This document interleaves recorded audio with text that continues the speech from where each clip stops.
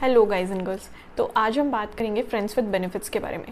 Actually friends with benefits होता क्या है, हमने इसको क्या बना दिया है, क्या हम प्रॉब्लम्स फेस करते हैं फ्रेंड्स विद बेनिफिट्स वाले रिलेशनशिप में, और इन प्रॉब्लम से कैसे डील करना चाहिए, कैसे प्रॉपरली बैलेंस करना चाहिए, सब कुछ इस बारे में आज हम देखेंगे।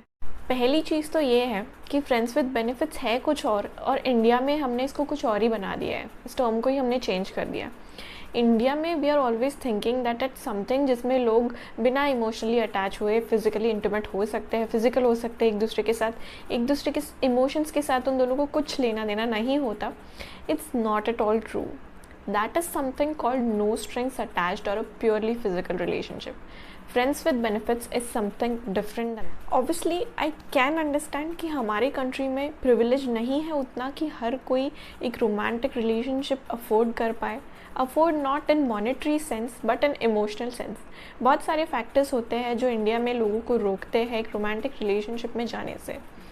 पहली चीज़ तो ये है कि फैमिली अगर कंजर्वेटिव है, फैमिली अगर ये सोचती है कि उनके मर्ज़ी से ही उनके बच्चों ने शादी करनी चाहिए, तो बच्चे डरते हैं एक रोमांटिक रिलेशनशिप में जाने से, गर्लफ्रेंड रखने से या बॉयफ्रेंड रखने से, उनको फ्यूचर में हर्ट ना हो, इसीलिए लोग डरते हैं। तो ये एक बहुत इंपॉर्टेंट रीज़न। एक और इम्पॉर्टेंट रीज़न ये भी है कि हो सकता है you haven't met the right person. Maybe आपको किसी और चीज़ की तलाश है, आप एक ऐसा इंसान ढूंढ रहे हो जिसमें आपको आपका जो एक सॉर्ट ऑफ ड्रीम गर्ल या ड्रीम गाय का इमेज होता है, वैसे टाइप का इंसान, बट वो आपको मिल नहीं रहा होता है। ये भी तीसरा एक और रीज़न ये भी है कि आपके माइंड पे कुछ अलग चल रहा है, माइंड में कुछ अलग चल रहा है, जैसे कि at that point of time you are completely invested into your work. शायद वर्क की वजह से आपको टाइम नहीं मिलता कि आप एक रोमांटिक रिलेशनशिप अफोर्ड कर पाओ उस टाइम पे, या फिर किसी को ऑन इमोशनल टर्म्स पे एंगेज कर पाओ किसी के साथ।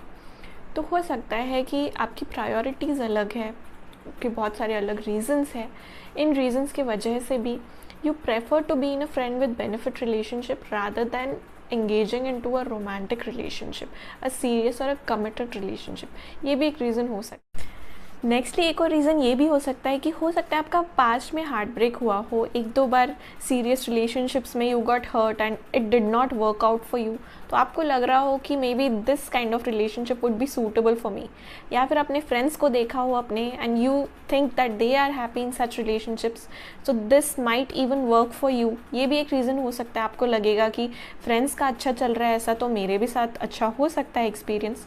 You might just want to try out of that curiosity, तो इसीलिए आप ऐसे रिलेशनशिप्स में आओ। ये भी रीजंस हो सकते हैं। अब ऐसी जो रिलेशनशिप है इसमें बहुत सारे प्रॉब्लम्स आते हैं।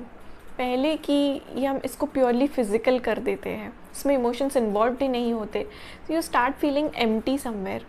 दूसरा, अगर आप लड़की हो तो हो सकता है after some point of time, it's not your fault but some point of time you naturally start thinking कि यार I am feeling used, what is the use of it, I am not getting anything out of it. मुझे जो प्यार चाहिए वो मुझे नहीं मिल रहा है। लड़कों को भी लग सकता है कि यार मुझे जो प्यार चाहिए वो मुझे नहीं मिल रहा है।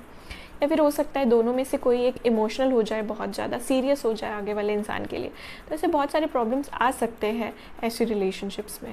अब इनके साथ कैसे डील करना चाहिए ना। Firstly, although you are not taking completely the responsibility of the other person, अब वो रिस्पॉन्सिबिलिटी नहीं ले रहे हो जो एक बॉयफ्रेंड एक गर्लफ्रेंड के लिए लेगा या एक गर्लफ्रेंड एक बॉयफ्रेंड के लिए लेगी, उतना बॉन्ड नहीं होता है।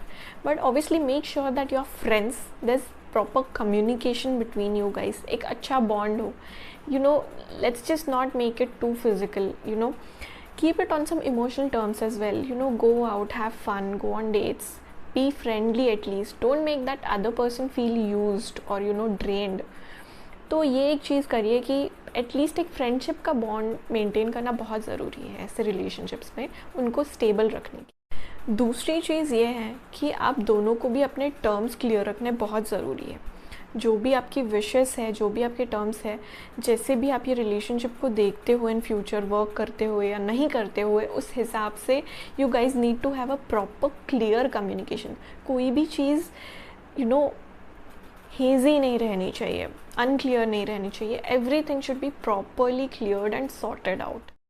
अब अल्टीमेटली हम मशीन तो है नहीं, तो नेक्स्टली हो सकता है कि आप दोनों में से कोई एक इमोशनल हो जाए, तो rather than taking it as a burden या फिर इग्नोरिंग दैट अदर पर्सन या ghosting that person, you know, have a proper communication, try to make them understand they are also matured individual, they are also someone who can understand. हालांकि तकलीफ होगी उनको पहले, but still as a human be there with them, you know, just don't ghost them or ignore them or, you know, make them feel bad about their decision.